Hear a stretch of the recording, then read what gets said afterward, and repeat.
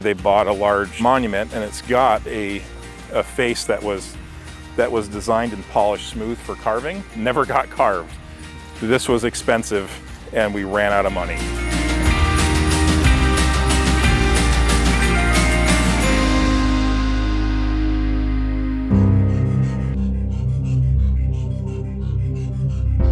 Cemeteries are not for the dead, they're for the living.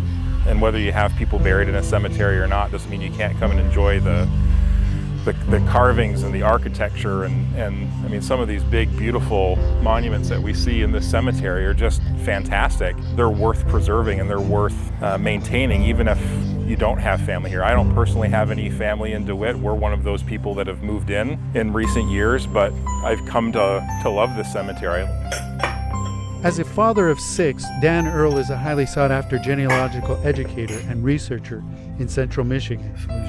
And preserving the final remains of cemeteries is his passion. Really, a cemetery is invaluable to a genealogist because it really not only documents information like when somebody was born and died, but it represents one of the few places we can go that we know that our ancestors were there.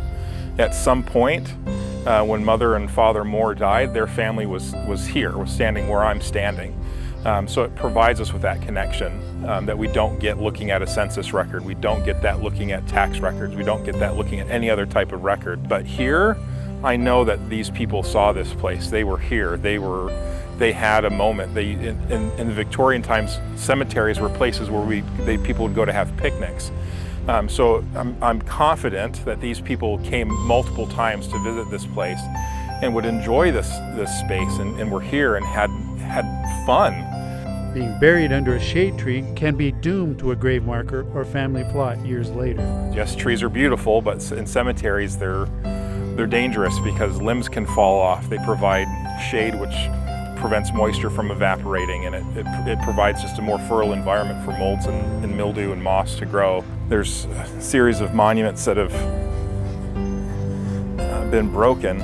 On this one, they tried to use cement, which is not recommended. It makes it very difficult to preserve the marker, and it's actually covering up parts of what people may be interested in. And then they used a sandstone base rather than using a cement base, and so now this whole monument kind of wiggles back and forth fairly easily with just a little bit of pressure. So it's not going to take something other than a stiff wind or a couple of teenagers that are up to no good to come in here and knock this monument over, and it's may break again, may cause damage to other monuments here on either side of it. This is a good example of where you could use a biological cleaner to clean off some of this mold and lichen that's growing on it.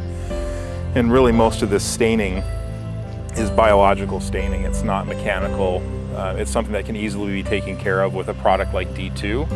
And it's not going to require a professional to come in and do it. This is something that a volunteer could come in and do fairly easily and inexpensively. Onward, Christian soldier. In the evenings, Dan Earl teaches at the Institute of Religion of the Church of Jesus Christ of Latter-day Saints off the campus of Michigan State University. So today we're going to be covering 1st and 2nd Timothy, Titus, Philemon, and maybe part of Hebrews if we've got time.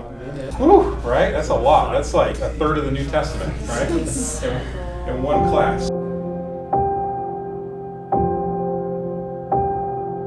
Down the highway, in the countryside, this small village cemetery was once overgrown to be forgotten and would have disappeared entirely had Dan not used his expertise to help this old graveyard live again. It wasn't that long ago that all that growth that you see kind of over there was all the way out here to the road, and it took a lot of volunteer hours to get this cleared back. It's a perfect example of what can happen when you get a group of people that are concerned about a cemetery, that care about it.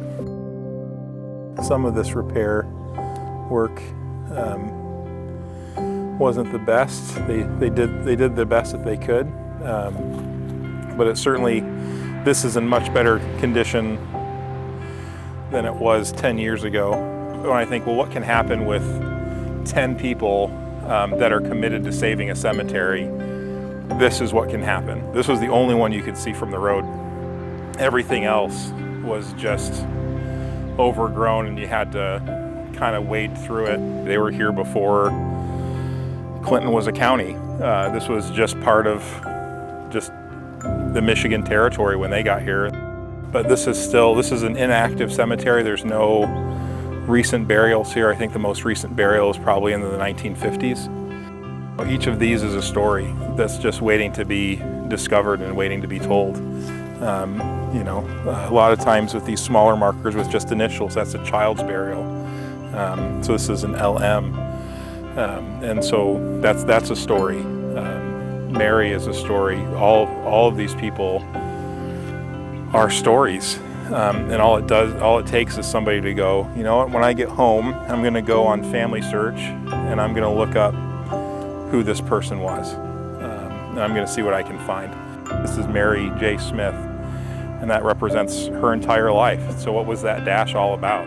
You can adopt a cemetery. Wouldn't you like to adopt this wonderful couple as your great-grandparents? And you can come here for family picnics and you can learn about them. On the other side of town is a more modern garden of recumbent tombs, which is most tender to Dan and his family. It is a place of rest for their infant daughter, Evelyn Janelle Earl. My least favorite cemetery, as well as the cemetery I go to most often. So it's kind of nice. We've got kind of an open area here. This is all the burials you see around here are all small children. And so we lovingly call it the neighborhood. And so every once in a while we'll see a new addition to the neighborhood. And then we know that somebody's gone through what we're going through, that they're part of that terrible club of parents that have lost children. And so we know that they've been here with the green tent and had their family sitting underneath it, and just like we were back in 2012. We feel like we kind of know these kids, like they're all somehow a part of, this sort of extended family of loss that we have. And these are places of story, and that mound of dirt is a story. Each of these monuments to kids or to somebody that lived to be 100 years old is a story. But mostly for me, this cemetery is where we come to celebrate our daughter's brief sojourn in mortality.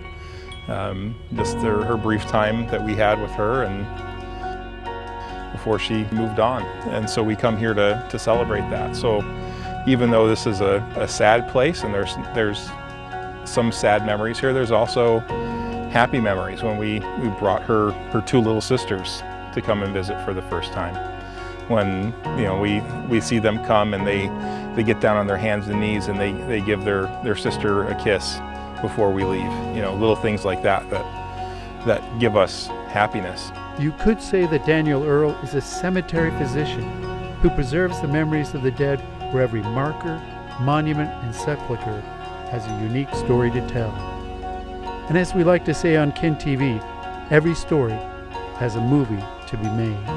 Every one of these monuments to somebody is really kind of a love story like that, where somebody loved this person.